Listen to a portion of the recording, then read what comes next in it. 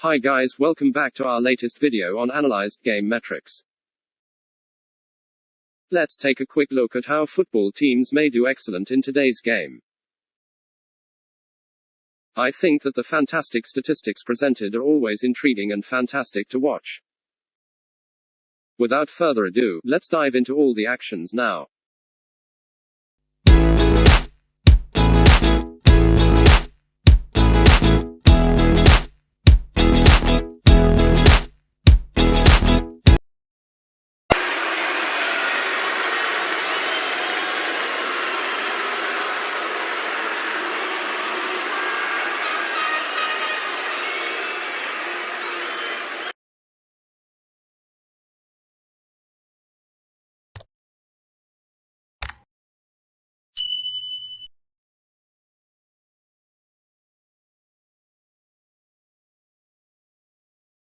This graph shows important spots that demonstrate the superiority of a single team.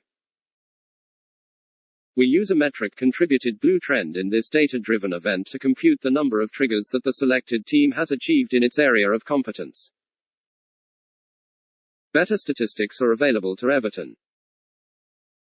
It should be noted, however, that Everton only possesses one and cannot unleash its full potential. We may presume with this knowledge cues in all parameters on both sides and that both sides can win.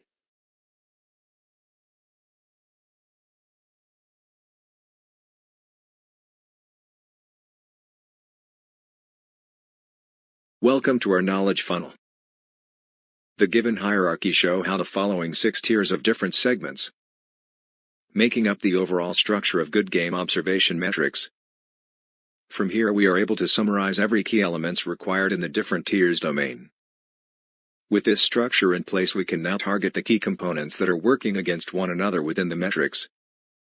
This helps us to construct meaningful definitions and strong reasoning points to be valid and provide logical explanation to the curious masses.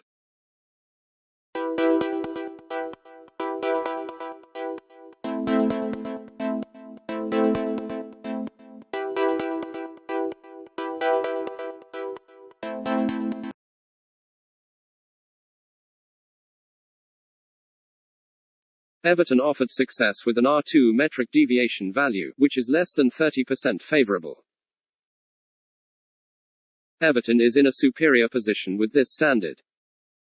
Burnley fared higher on the trendline interpretation in the 2 clear zones of the tier. See the white circle that points at the segment junction that can be zoned positively or negatively. Each team gains only one category advantage in this category.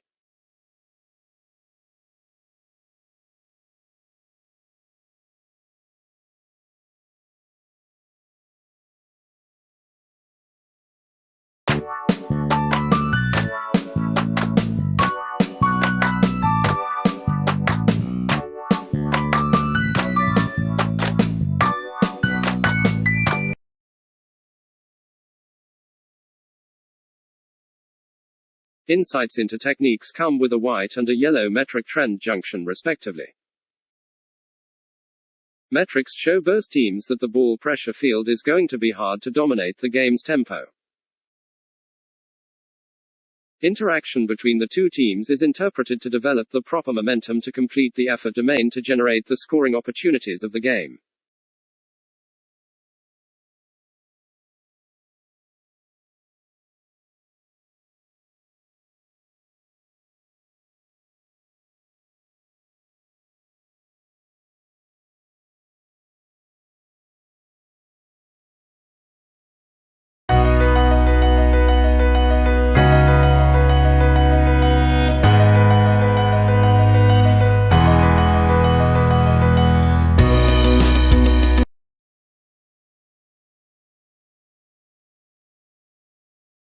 Critical full-time basic tactical controls with red trendline interaction with each of the team variables are defined with a well-structured tactical defense plan. Burnley should retain assailants. Everton is more willing to press hard to get an advantage from their players and keep a close ball interception during the game. In close comparison, when Burnley ends up stretched by 89.46% at the end of the play, Everton seems like he is in the shade better and can capitalize on this impact.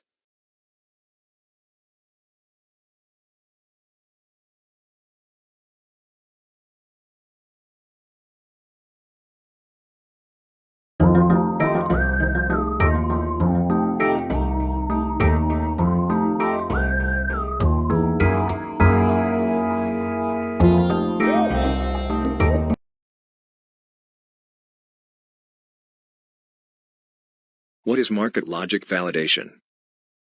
This is simply a comparison of current market speculation against what our analysis derivation to uncover the differences in what could be the right or wrong.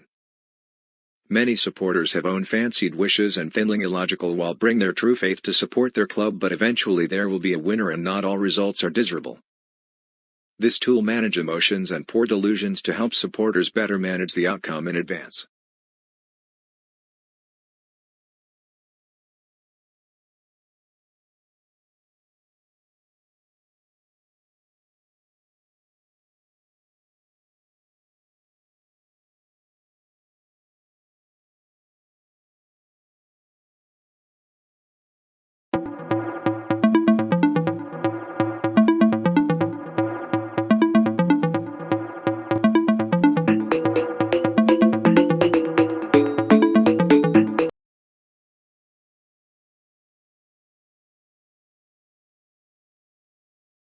Coming to this past statistic insights which will ignite many areas of knowledge combined and to be integrated as one.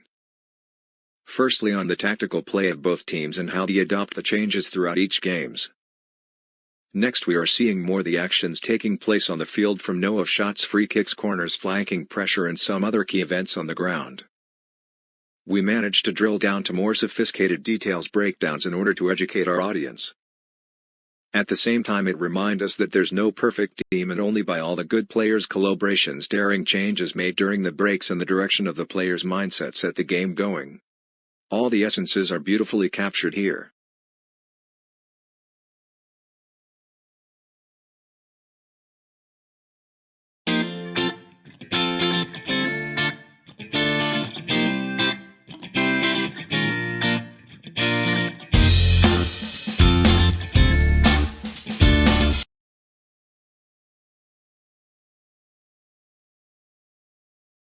Trending events are one of the most challenging modules to be set into.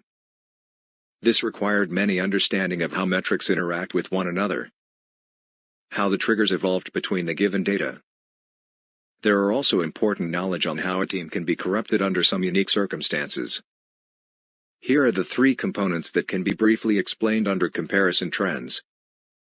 Weightage denote the amount of money been supported by external forces or syndication. Triggers are the amount of reactive data that resulted the game to turn out to be in some scenarios. For trend metric, it explained that some teams will not compete as to gain edge on some monetary gains. As for individual team model, it was to be observed for the next event for new changes or improvements via current assigned codes.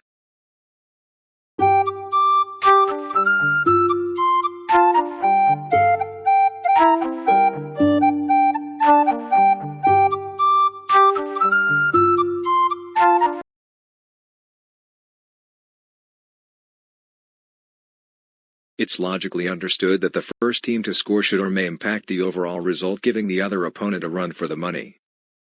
This is how true in modern competitive game, where a slight mistake or hidden fatigues could cost everything. Here we concluded some conclusive statistic and information to visualize on a specific team selected for such projection. Often in a game, once a goal has been conceded, the pressure will be greater on the losing team and see how they can be responding. In short, analyzed metrics should contribute the possible successful milestone for every team that need to achieve some decent results.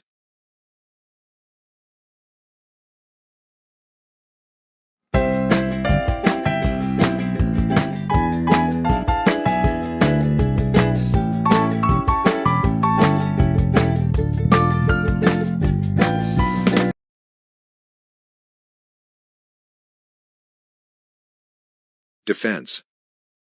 Help to minimize opponents' possession time and shooting percentage per possession. With good defense, it is usually more consistent than good offense, as it will win out on the long run. Tough defense improves defensive rebounding, and often building up such momentums are useful for counterattacks against strong opponents. Hence, never underestimate the art of good defensing that build a cornerstone of a team.